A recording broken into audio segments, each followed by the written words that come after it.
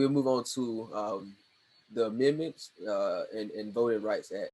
Yeah, so the Voting Rights Act, of course, gave people the right to vote, Black people, particularly the right to vote.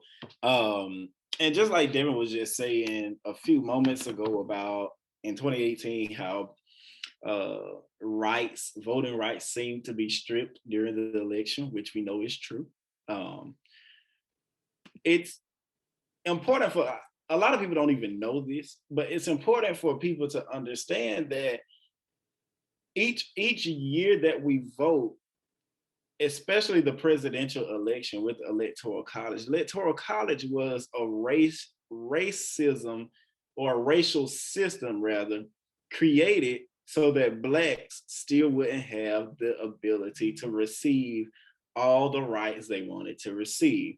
More of the Southern states received more electoral votes than the Northern states. All right. And the Electoral College went along with the 3/5 compromise, which said each slave counted as 3/5 of a person when they voted. Not a whole person, 3/5 of a person. That's nothing. Your vote doesn't even matter at that point. So I just want us to understand that people try to make it seem like the Electoral College is for a balance of power. It's not for a balance of power. It's a racial system that was created so that Blacks would not have the equal rights as whites when voicing their opinion through voting. However, the Electoral College has changed ever since then to kind of benefit the Blacks a little more. But if you were to ask me as a historian and as a teacher, I would say that the Electoral College should be done away with for the simple fact of why it was created and allow every person to have one vote, no matter how much land you have in the South, in the North, in the East, or in the West. Every person should be one vote. Okay, yep, thank you for that. The 15th Amendment is known as Black suffrage. And this said, people can't be denied the right to vote based on race. And let me look now. Ratified February 3rd, 1870, one of the Reconstruction Amendments. But we know now because of Black codes, Jim Crow, Black people largely denied that right that was given by the Constitution. So not only was this breaking the law under the 15th Amendment, also breaking the law again under the 14th Amendment, like I said earlier, offer equal protection under the law. So do we see now, or is it coming through? I hope it is, that every time a law is given, we have to go back and say, yes, this law applies even to this group of people. And that had to be done with the 19th Amendment. And let me get my facts. Ratified August 18th, 1920. Again, had to go back and say, yes, even the women can vote. But even then, 1870 to 1920, we still got Jim Crow. So even though women could now vote, Black women were still kept out of it. Black men still kept out of it. So that brought us to Voting Rights Act and the Civil Rights Act of 64 and 65. And it was at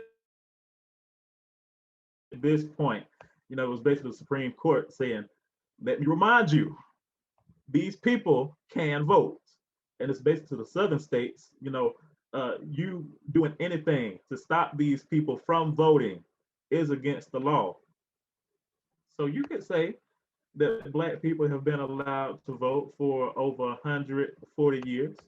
And that's true.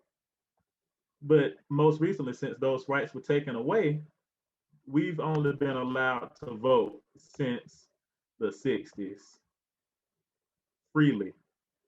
That's 60 years. Civil rights isn't that far away.